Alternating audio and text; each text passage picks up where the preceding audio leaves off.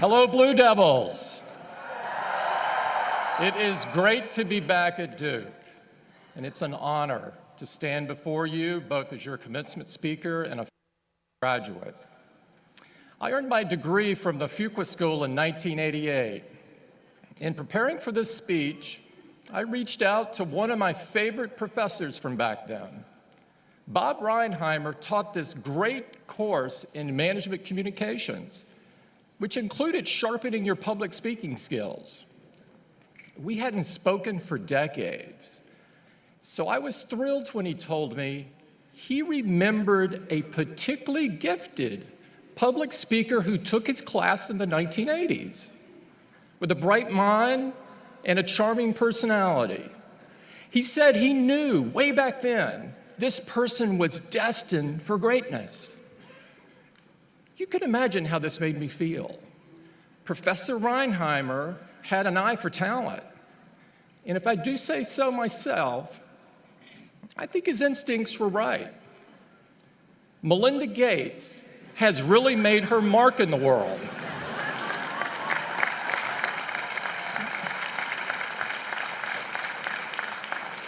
I'm grateful to Bob and Dean Boulding and all of my Duke professors. Their teachings have stayed with me throughout my career. I want to thank President Price and the Duke faculty and my fellow members of the Board of Trustees for the honor of speaking with you today. And I'd also like to add my congratulations to this year's honorary degree recipients. But most of all, congratulations to the class of 2018.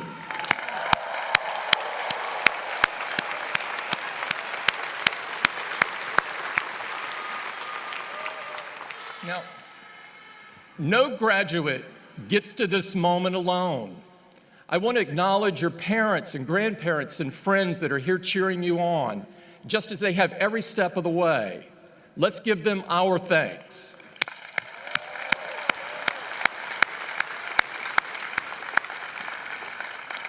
And today especially, I remember my mother, who watched me graduate from Duke.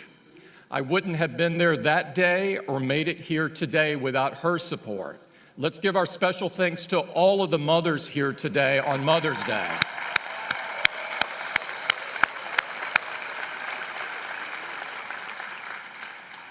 I have wonderful memories here, studying and not studying, with people I still count as friends to this day, cheering at Cameron for every victory, cheering even louder when that victory is over Carolina.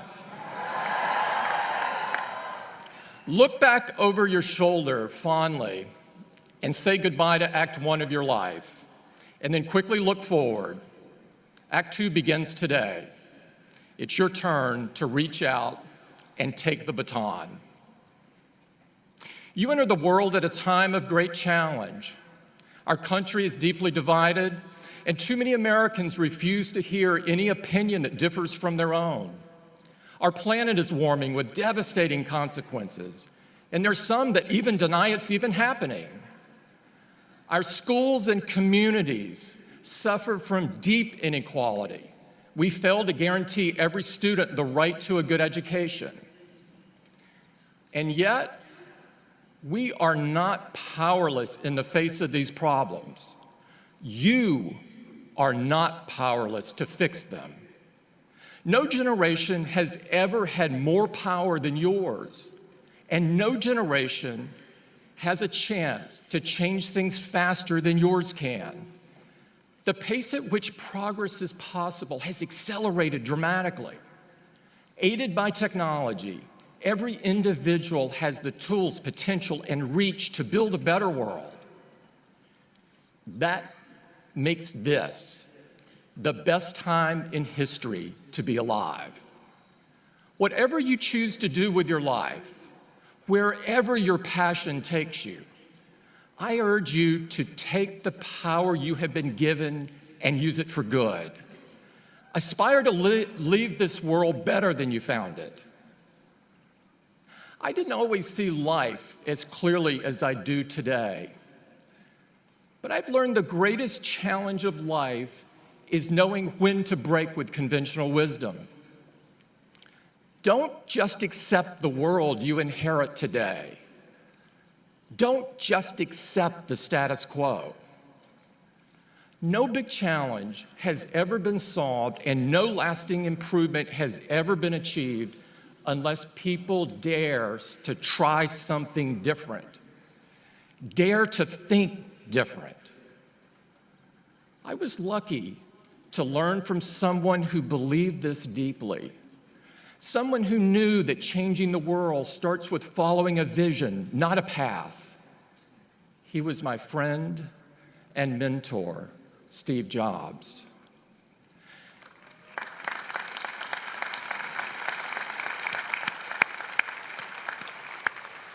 Steve's vision was that great ideas comes from a restless refusal to accept things as they are. And those principles still guide us at Apple today. We reject the notion that global warming is inevitable. That's why we run Apple on 100% renewable energy. Thank you. We reject the excuse that getting the most out of technology means trading away your right to privacy. So we choose a different path, collecting as little of your data as possible, being thoughtful and respectful when it's in our care, because we know it belongs to you. In every way, at every turn, the question we ask ourselves is not what can we do, but what should we do? Because Steve taught us that's how change happens. And from him, I learned to never be content with the way that things are. I believe this mindset comes naturally to young people, and you should never let go of this restlessness. So today's ceremony isn't just about presenting you with a degree. It's about presenting you with a question. How will you challenge the status quo? How will you push the world forward? 50 years ago today, May 13th, 1968, Robert Kennedy was campaigning in Nebraska and spoke to a group of students who were wrestling with that same question. Those were troubled times too. The US was at war in Vietnam. There was violent unrest in America's cities. And the country was still reeling from the assassination of Dr. Martin Luther King a month earlier. Kennedy gave the students a call to action. When you look across this country and when you see people's lives held back by discrimination and poverty, when you see injustice and inequality, he said you should be the last people to accept things as they are. Let Kennedy's words echo here today. You should be the last people to accept it.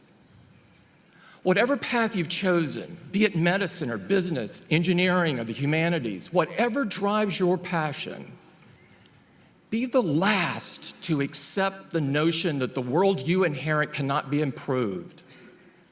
Be the last to accept the excuse that says that's just how things are done here. Duke graduates, you should be the last people to accept it, and you should be the first to change it.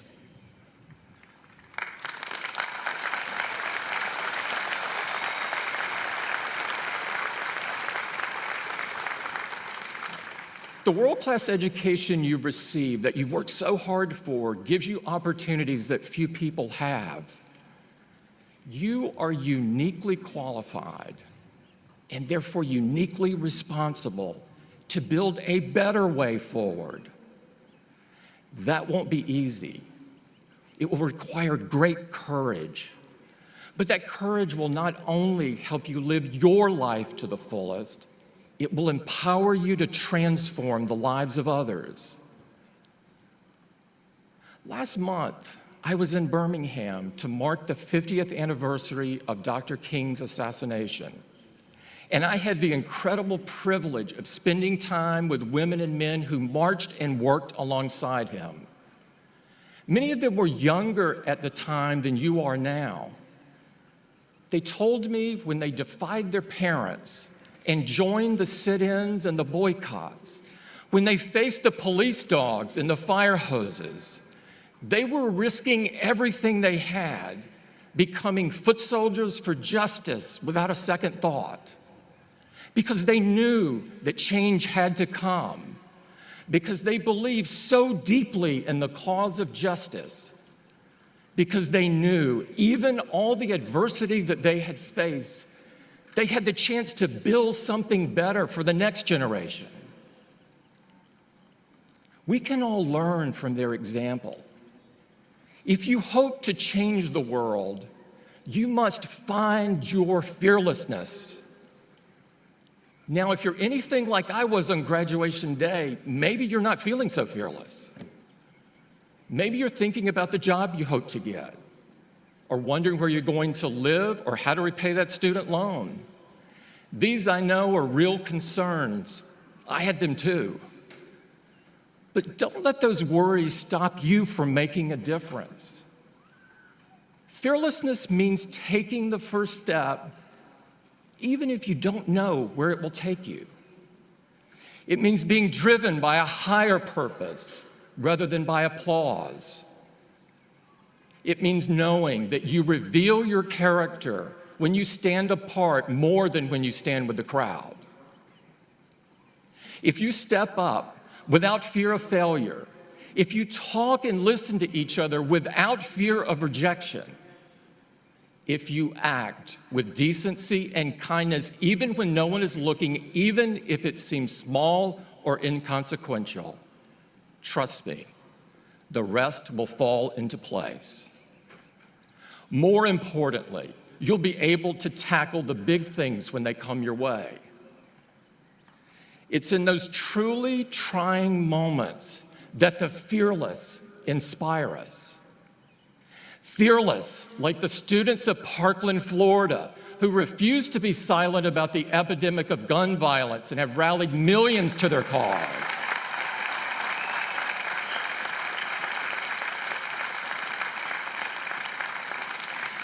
Fearless, like the women who say "Me Too" and "Time's Up," women who cast light into dark places and move us to a more just and equal future.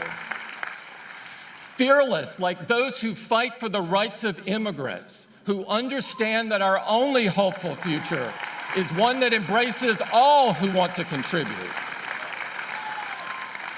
Duke graduates, be fearless. Be the last people to accept things as they are, and the first people to stand up and change them for the better. In 1964, Martin Luther King Jr. gave a speech at Page Auditorium to an overflow crowd. Students who couldn't get a seat listened from outside on the lawn. Dr. King warned them that someday we would all have to atone not only for the words and actions of the bad people, but for the appalling silence and indifference of the good people who sit around and say, "Wait on time."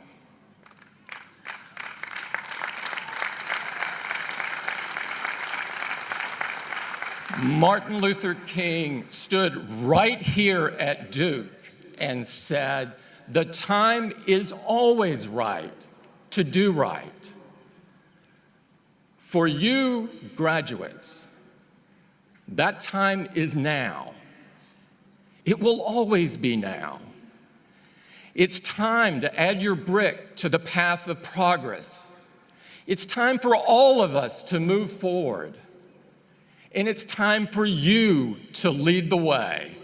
Thank you and congratulations, class of 2018.